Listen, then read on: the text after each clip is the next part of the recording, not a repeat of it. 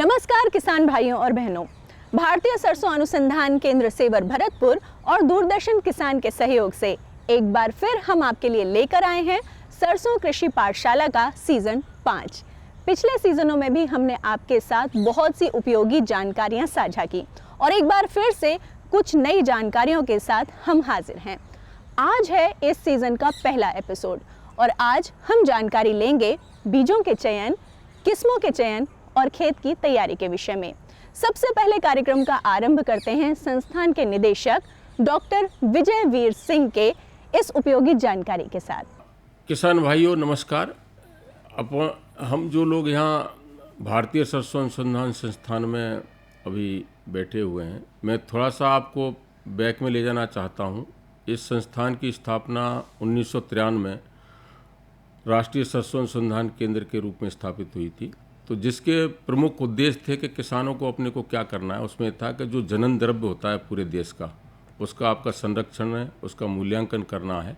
और दूसरा जो इम्पोर्टेंट आस्पेक्ट था कि आपको लोकेशन स्पेसिफिक जो वैरायटी हैं, मान लो विभिन्न परिस्थिति की वैरायटी हैं, आपको जल्दी बोने वाली किस्में, समय से बोने वाली किस्में, देर से बोने वाली किस्में, जहाँ आपकी भूमि खराब है तो उनके लिए किस्में, या आपको जहाँ पानी की कमी है उनके लिए किस्में, इन किस्मों का विकास करना था।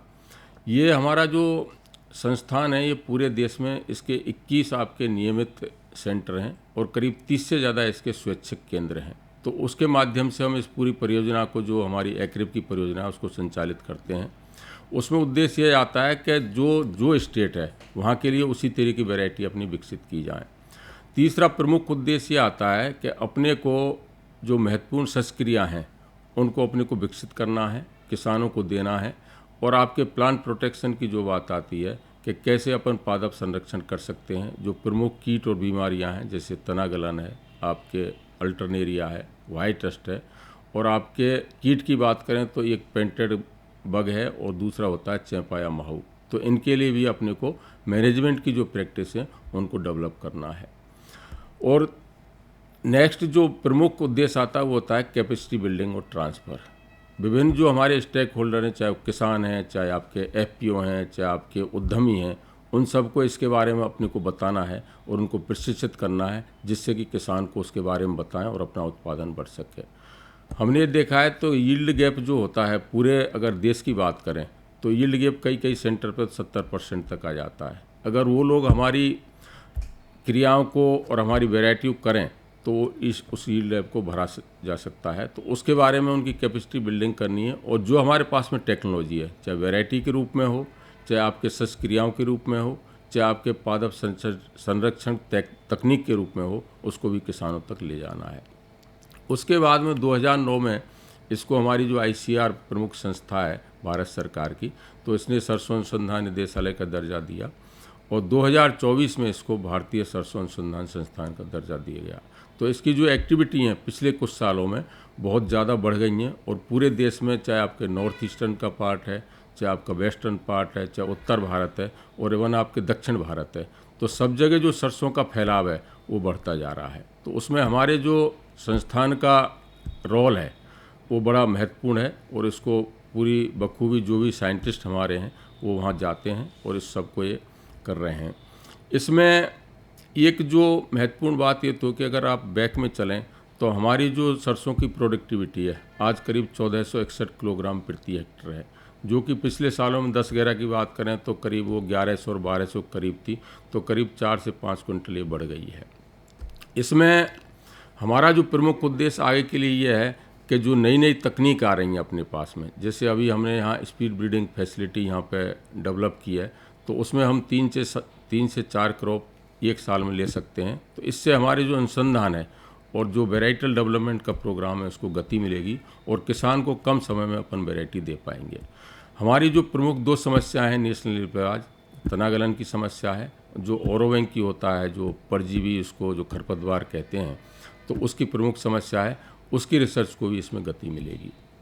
इसके अलावा आजकल जो आर्टिफिशियल इंटेलिजेंस की बात होती है उसका भी समावेश हम रिसर्च में करेंगे। आने वाले समय में आपके मशीन लर्निंग है तो इसका भी समावेश करेंगे।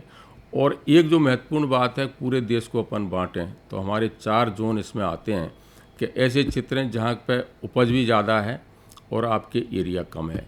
एक क्षेत्र ऐसा होता है जहाँ पे उपज कम है लेकिन एरिया ज़्यादा है। तीसरा क्षेत्र आता है जहाँ पे एरिया भी कम है और उपज भी कम है। और चौथा क्षेत्र है जहाँ पे कि आपके एरिया तो कम है लेकिन उपज ज़्यादा है। तो उस हिसाब से पूरे देश के जो प्रमुख आपके ज़िले हैं उनका एक डेटाबेस बना के और कहाँ कौन सी टेक्नोलॉजी अपने को करनी है तो उस पर हम काम करेंगे और काम कर भी रहे हैं। तो आगे वाले समय हमने टारगेट ये रखा है कि अगले 5 साल में हम इसको जो 1.5 टन है, जिसको 1500 किलोग्राम पर हेक्टर की बात करते हैं, तो कम से कम इसको 2000 किलोग्राम पर हेक्टर 2 टन के आसपास ले जाएं। तो ये बहुत मुश्किल काम नहीं है, क्योंकि हमारे पास में जो आज वैरायटी हैं उनका जो पोटेंशियल है वो 35 क्विंटल प्रति हेक्टर तक है, लेकिन किसान आम किसान उसको 24-25 तक ले जाता है। तो हमारे पास में गैप बहुत है, इस गैप को हम फिल कर सकते हैं। हमारे पास में बढ़िया टेक्नोलॉजी हैं, पादप संरक्षण तकनीकें हैं, उनके माध्यम से अपन कर सकते हैं। इसमें अभी 3 से 18 अक्टूबर तक जो भारत सरकार ने जो हमारा कृषि मंत्रालय है तो उसने विकसित कृषि संकल्प अभियान रबी फसलों के लिए शुरू करने का वो आदेश निकाला है। तो उसमें संस्थान हमारा, चाहे आपके लाइन डिपार्टमेंट हैं, चाहे KVK हैं, चाहे आपके एग्रीकल्चर यूनिवर्सिटी हैं, उनके साथ में करके और इसी सीजन से इसको ले जाएगा और किसानों को जो नई नई तकनीक हैं और उनसे फीडबैक भी लेगा कि भाई हमें सरसों में क्या करना चाहिए जिससे कि हम इस टारगेट को अचीव कर सकें। तो इन सब के साथ में संस्थान कार्यरत है। अभी यहाँ पे बीज पखवाड़ा भी चल रहा है जो कि 15 से 30 सितंबर तक चलेगा। तो उसमें भी हमारे पास में जो उपलब्ध किस्में हैं जिनका पोटेंशियल आपके 30 क्विंटल पर हेक्टर से ज़्यादा है, सारी परिस्थितियों किस्में हैं, उसका बीज भी वितरण किया जा रहा है। और इसमें सबसे महत्वपूर्ण बात यह है कि आपके जो नॉर्थ ईस्टर्न पार्ट हैं जहाँ इसकी विपुल संभावना है, जिसको कि राइस फैलो का एरिया कहते हैं, तो उसमें हम ये टारगेट रखते हैं करीब अपने को 1 से 2 मिलियन हेक्टर एरिया है वो सरसों में उसको कन्वर्ट करें तो निश्चित रूप से एरिया बढ़ेगा और आपके जो प्रोडक्टिविटी है वो भी आपको बहुत ज़्यादा हो जाएगी, क्योंकि वहाँ की प्रोडक्टिविटी का ये कहते हैं कि भाई 6 से 7 क्विंटल प्रति हेक्टर तक आता है। तो वहाँ पे अगर उसको हम डबल भी कर लें, 12 से 13 क्विंटल भी कर लें, तो भी नेशनल लेवल पे ये प्रोडक्टिविटी को हम अचीव कर सकते हैं। जहाँ सरसों की बात है, आज सोयाबीन जैसे देश में प्रथम स्थान पर भाई उसका प्रोडक्शन होता है, लेकिन आप इस चीज़ को देखिए कि पूरे जो तेल के प्रोडक्शन में जो कंट्रीब्यूशन है वो सरसों का करीब 34 से 35% आता है। तो इस हिसाब से सरसों देश की सबसे महत्वपूर्ण तिलहनी फसल है जिसका कि खाद्य तेल में कंट्रीब्यूशन सबसे ज़्यादा है। तो उस चीज़ को हम ध्यान में रखते हुए हमारी जिम्मेदारियां और भी बढ़ जाती हैं। हमारा प्रयास ये है कि सारे जो भी हैं किसान हैं, चाहे FPO हैं, चाहे उद्यमी हैं, सबको हम ला के और इस टारगेट को पूरा करने के लिए प्रयास करें। किसी भी फसल की अच्छी पैदावार के लिए आवश्यक होता है किस्मों का चयन और बीजों का चयन समय और क्षेत्र के हिसाब से, तभी हम जान सकते हैं कि किस किस्म की पैदावार कितनी अच्छी होगी। इसी विषय पर भारतीय सरसों अनुसंधान केंद्र और किसानों के बीच हुआ संवाद। आइए सुनते हैं इस संवाद को। यहाँ पे जो बीज पखवाड़ा अपन 15 से 30 सितंबर करते हैं, इसका उद्देश्य ये होता है कि किसानों को जो हमारी नई नई वैरायटी आती हैं उनके बारे में उनको बताना है कि भाई ये वैरायटी बड़ी हाई यील्डिंग है। दूसरा, उसके साथ में कौन सी कृषि क्रियाएं जो बढ़िया हैं, जो आपको ज़्यादा उत्पादन दे सकती हैं, उसके बारे में बताते हैं। कौन से रोग और कीट उनका प्रबंधन कैसे कर सकते हैं उसके बारे में बताते हैं। कुछ बिंदु ये उभर के आए थे कि भाई पायनियर की हमें आज जाँच करने आए हैं कि मिलती है कि नहीं है, अगर मिलती है तो ले लेंगे, नहीं तो हम चले जाएंगे। तो उसमें यह है कि आप ठीक है पायनियर कर रहे हैं, उसमें हमें कोई वो नहीं है, पायनियर अगर आपको उत्पादन दे रही है तो पायनियर लें, लेकिन यहाँ से जो ये उच्च क्षमता वाली जो किस्में हैं इनका प्रयोग ज़रूर करें। अगर आपके पास में 10 बीघा खेत है तो कम से कम 1 या 2 बीघे में हमारी किस्म भी ज़रूर ले जाएं। हम यहाँ पे लोकेशन स्पेसिफिक किस्में और विभिन्न परिस्थिति किस्में, ये बात आपको समझनी पड़ेगी। कई किसान आपको जल्दी बुवाई करते हैं, कई किसान समय से करते हैं और कई किसान लेट कर जाते हैं। अब किसान के होता क्या है कि भाई ये किस्म कोई भी है उसको ले लिया कि हम तो इसी को बोएंगे, जबकि ऐसा नहीं है। अगर आपको समय से बुवाई करनी है तो आपको ध्यान रखना पड़ेगा कि आपको ऐसी किस्म लो जो आपकी 25 से 30 क्विंटल प्रति हेक्टर पैदावार दे दे। तो उसमें हमारे पास में किस्में हैं, गिरिराज किस्म जो किसान भाई बोल रहे थे, बिल्कुल बढ़िया किस्म है। इसके अलावा हमारी एक BPM 1825 नई किस्म आई है, उसकी क्षमता भी उतनी है। दूसरा बिंदु ये आता है कि कई क्षार और उसकी समस्या बता रहे थे। अगर किसान भाइयों के साथ में ऐसी कोई समस्या है तो उसके लिए भी हमारे पास में अनुशूचित किस्में हैं, जो कि पर्टिकुलरली आपके जो खेत जिनके ख़राब हैं, जहाँ इसकी तरह की समस्या है, तो उनके लिए करें।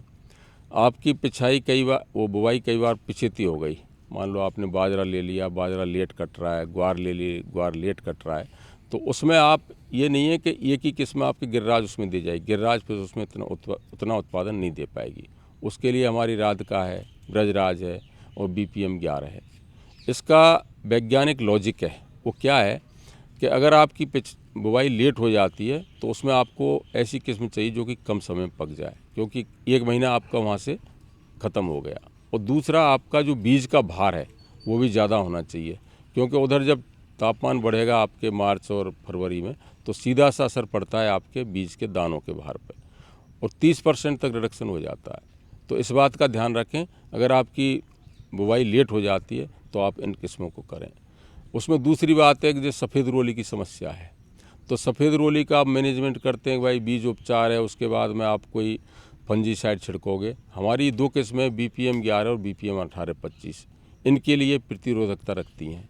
मतलब यह है कि इनमें आपको कुछ नहीं करना है, आपके जो सफ़ेद रोली है अपने आप ही नहीं आएगी। तो इसमें जो किसान भाइयों का थोड़ा सा ये रहा है कि भाई किस्मों का अपन करें, हमें किसी उससे नहीं है, लेकिन हमारी जो किस्में हैं उनको एक बार प्रयोग ज़रूर करें। चल भले आप 2 किलो से करें, आप 1 एकड़ की करें, तभी तो आपको पता लगेगा कितनी किस्में।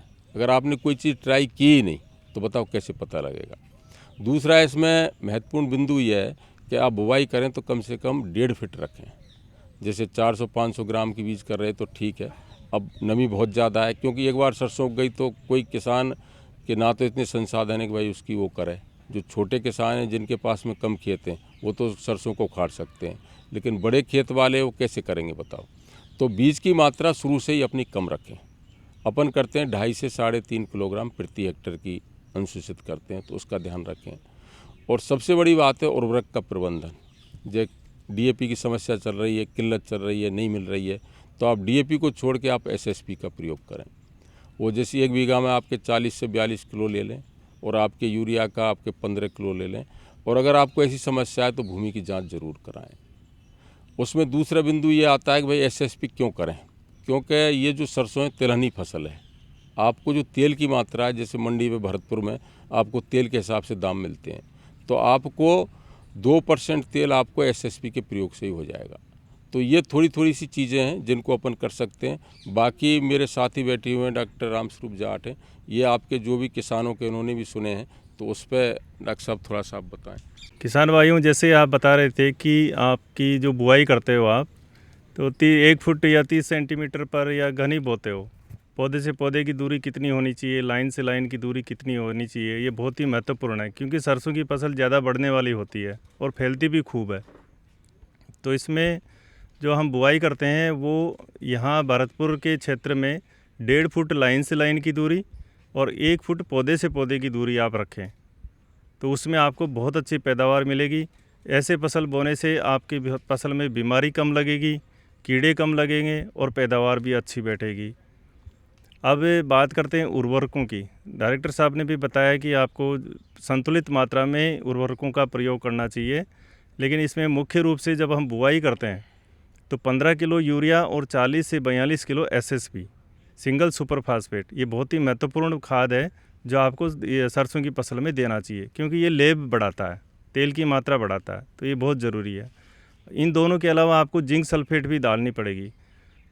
जिंक सल्फेट के लिए आप मार्केट में जिंक सल्फेट 33% आता है, उसकी 25 किलो मात्रा आपको प्रति हेक्टर यानी करीब 4 किलो प्रति बीघा आपको डालनी है जिंक सल्फेट। और उसके बाद में बोरोन भी बहुत एक महत्वपूर्ण उर्वरक है, बहुत ही महत्वपूर्ण न्यूट्रिएंट है जो सरसों की फसल के लिए आवश्यकता होती है। जब फूल बनते हैं तो इसमें ज़्यादा फलियां बनती है बोरोन देने से, तो बोरेक्स के नाम से एक खाद आता है, वो आप 10 किलो प्रति हेक्टर के हिसाब से उसका प्रयोग करें। तो ये मुख्य उर्वरक हैं जिनका प्रयोग करके आप अपनी पैदावार को बढ़ा सकते हैं, अच्छी तेल की मात्रा को बढ़ा सकते हैं और अच्छी पैदावार ले सकते हैं।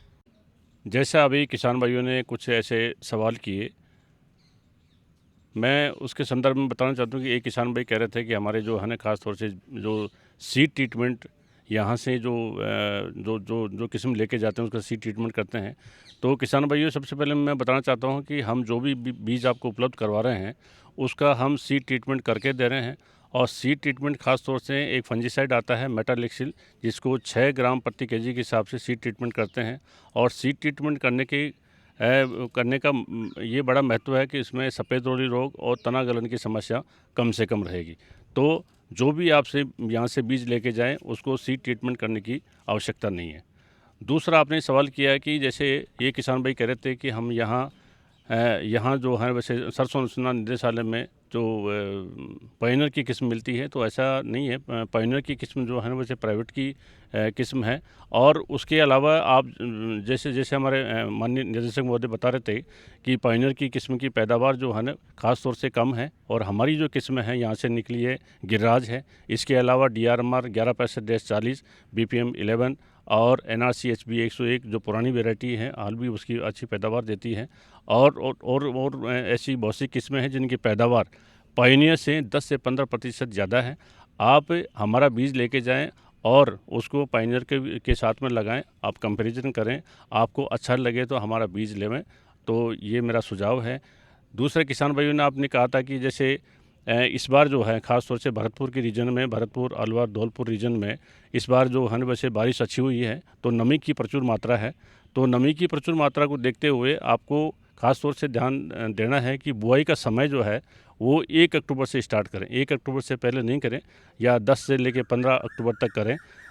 10 से 15 अक्टूबर के आसपास अगर बुआई करेंगे तो निश्चित रूप से आपको एक तो सफ़ेद रोली रोग की समस्या नहीं रहेगी, तनागलन की समस्या नहीं रहेगी, और जो लास्ट में जो 15 फरवरी के बाद में जो एफिड की समस्या रहती है, जो चेपा की समस्या रहती है, उससे आपको निजात मिलेगा। और उससे पहले बीमारी से के प्रकोप से पहले इसका जो हमारी किस्में हैं वो पक्के तैयार हो जाएगी और आपको निश्चित रूप से ज़्यादा पैदावार देगी। जी, मेरा नाम राजवीर सिंह है। मैं गांव सांगा, जिला भिवानी, हरियाणा से आया हूँ। सरसों का बीज लेने के खास करके गिरिराज, ये बढ़िया किस्म सुनी है। प्राइवेट जितनी कंपनियां हैं उनकी डुप्लीकेसी ज़्यादा है, बीज अच्छा भी नहीं मिलता, और ये सस्ता भी है, सरकारी है, इसलिए बढ़िया मिलता है।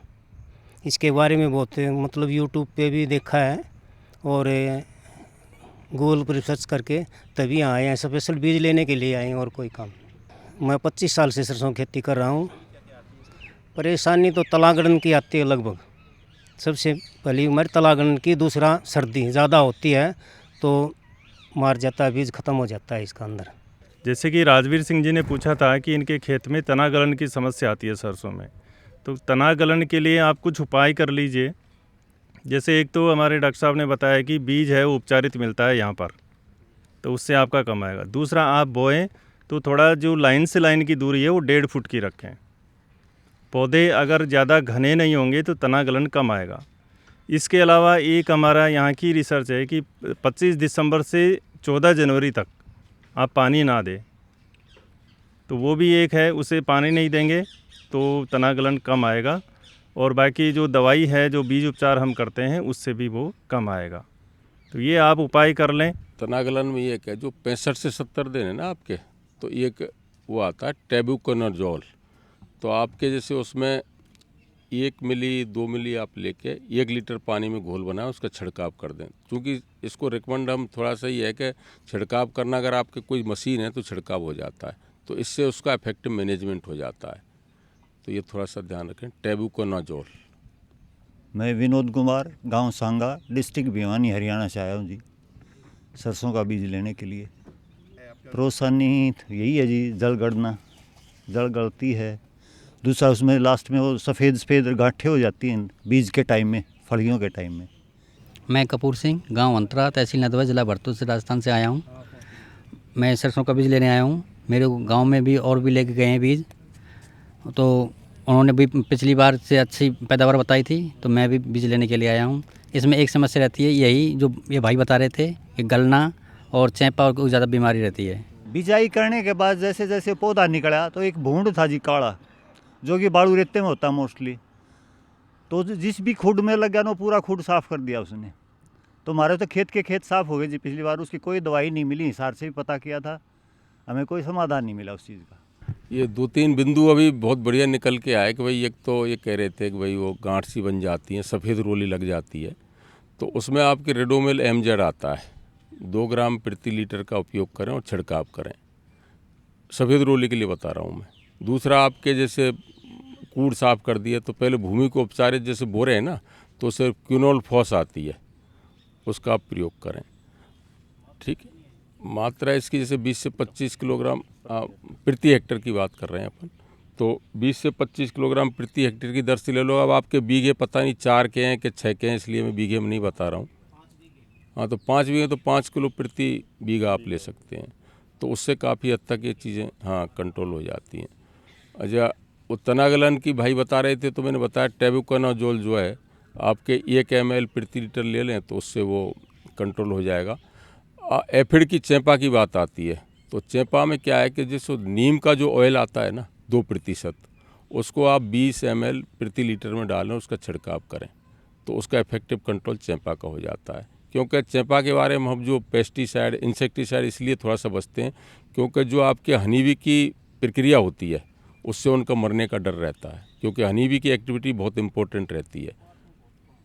फिर भी जो लेट सोन करते हैं, तो चेपा में हम ये रिकमेंड नहीं करते भाई चेपा को मार दो। चेपा के साथ में जो आपकी मधुमक्खी हैं जो कि परपरागण क्रिया करती हैं और उत्पादन भी बढ़ाती हैं, तो उससे भी लॉस होता है, तो नीम तेल का आप प्रयोग कर लें। जैसे किसान भाई ने पूछा था कि उनकी खरपतवार की समस्या है, तो खरपतवार के लिए अपन बुआई के बाद में एक दवाई आती है पेंडीमेथालिन।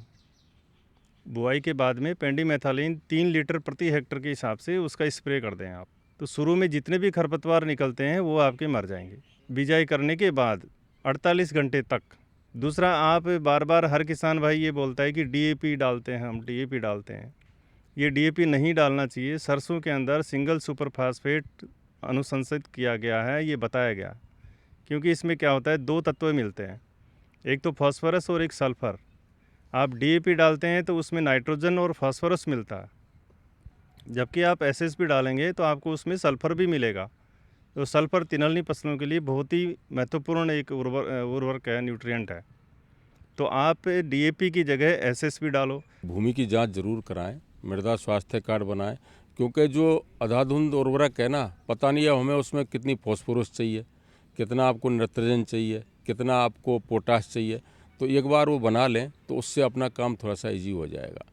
एक जो चितकबरा कीट की बात कर रहे थे, मान लो आपका ये क्विनोल फॉस का भी आप नहीं है, तो थोड़ा सा आपको एक तरीका है कि 1-2 क्यारी आप पहले सरसों करीब 15-20 दिन पहले बोलें, कोने में बोलें, तो सारा जो कीड़ा है वो उस पर लग जाएगा और उस पर उसको आप नष्ट कर दें। किसान भाई पूछ रहे थे मरगोजा के बारे में, ओरोबेंकी जिसको हम कहते हैं। अभी जैसे ये परजीवी पौधा है, ये सरसों की जड़ों में उगता है, और जहाँ भी काफ़ी एरिया के अंदर, राजस्थान में बहुत एरिया के अंदर ये है, भिवाड़ी में भी, महेंद्रगढ़ में भी, रेवाड़ी में भी, उधर भी काफ़ी होता है। अभी तक इसके ऊपर प्रयोग चल रहे हैं और एक दवाई हमने बनाई है, उसके रिजल्ट्स अच्छे हैं, लेकिन अभी वो प्रयोग की स्टेज पर ही है, उसको हमने अभी रिकमेंड नहीं किया, लेकिन 1-2 साल में वो ज़रूर आप लोगों को मिलेगी और उससे निश्चित रूप से मरगोजा कंट्रोल होगा और आपका फ़ायदा होगा। किसान भाइयों, आपको सबको पता है कि जैसे सभी लोग आज यहाँ इकट्ठे हुए हैं, तो मैं आपको ये बताना चाहता हूँ कि जैसे ही हमारा बुआई का समय है, तो समय आने वाला है, तो सबसे पहले आप तो खेत के चारों तरफ जो मेड़े हैं उसको ज़रूर साफ़ करें। किसान भाई क्या कि आलस करते हैं और मेड़े साफ़ नहीं करते, तो मेड़ों के अंदर जो है वो पेंटेड बग रहता है, जो चितकबरा कीट है, जो हमारे जो माननीय निदेशक महोदय बता रहे थे। अगर वो मेड़े साफ़ कर देंगे तो जो चितकबरा कीट की समस्या, पेंटेड बग की समस्या नहीं होगी। अगर वो है तो वैसे जो इन्होंने साहब ने जो दवाई बताई उसका आप जो है ना सॉइल में ट्रीटमेंट करें। और बुआई का समय जो मैं बता रहा था 10 अक्टूबर से लेकर 15 अक्टूबर तक आप टाइमली सोन कंडीशन में बुआई करें, और बुआई के ठीक 22 दिन बाद में आप फसल का विरलीकरण करना बहुत ज़रूरी है, क्योंकि अमूमन देखा गया है कि किसान भाई जो है ना सीड रेट बहुत ज़्यादा रखते हैं, तो सीड रेट एक तो कम रखें, और अगर बाय द वे अगर ज़्यादा रखी तो आप उसमें 20-22 दिन बाद में जो प्लांट पॉपुलेशन है उसको कम करना अति आवश्यक है। कम करेंगे तो आपकी निश्चित रूप से आपकी पैदावार ज़्यादा होगी। फिर उसके बाद में पहला पानी दें आप 35 से 40 दिन पे, और जो यूरिया का जो आधा डोज बचा हुआ है वो भी उसके साथ में देवें। ये छोटी छोटी बातों का आप ध्यान रखें। क्या नहीं करें में एक तो ये है कि भाई देरी से बुवाई नहीं करें, ज़्यादा बीज का प्रयोग नहीं करें, अधिक यूरिया का प्रयोग नहीं करें। अधिक यूरिया क्या है, बढ़ जाएगी और कीटों का और रोगों का प्रकोप भी ज़्यादा होता है। और गहरी सिंचाई और ज़्यादा सिंचाई नहीं करें। आपके 25 दिसंबर से 14 जनवरी तक सिंचाई को बंद कर दें, ठीक है। तो ये कुछ ऐसी ऐसी चीज़ें जिनको आपको नहीं करना है, करने वाली चीज़ें तो बता दिए। बाकी तो क्या है कि ये बहुत एम्फेसिस हमारे लोग डाल रहे हैं कि कतार से कतार की दूरी और पौधे से पौधे की दूरी सुनिश्चित करें। तो यही कुछ मोटे मोटे पॉइंट हैं। सरसों में बहुत ज़्यादा ना तो पानी चाहिए, ना बहुत ज़्यादा खाद चाहिए। ये लो इनपुट कहते हैं कि कम मात्रा में तो इसको इनपुट चाहिए और बढ़िया उत्पादन देती है। तो ये बहुत छोटी छोटी, इनमें कोई पैसा नहीं लगता है आपका। भाई आप बीज ले ही रहे हैं, बीज बढ़िया वैरायटी का ले लो। आपको सिंचाई देनी है, कब देनी है, कितनी देनी है, वही करो। आप संतुलित उर्वरक का उपयोग करो। तो इन्हीं से आपकी जो पैदावार है ना, आपके जहाँ आप जैसे 15 क्विंटल ले रहे हैं, तो मतलब ये आपके 8 से 10 क्विंटल इन छोटी छोटी चीज़ों से बढ़ जाएगी आपकी। आज की कड़ी में बस इतना ही। अगली कड़ी में कुछ और उपयोगी जानकारियों के साथ हम होंगे फिर से हाजिर। तब तक के लिए स्वीकार कीजिए हमारा नमस्कार।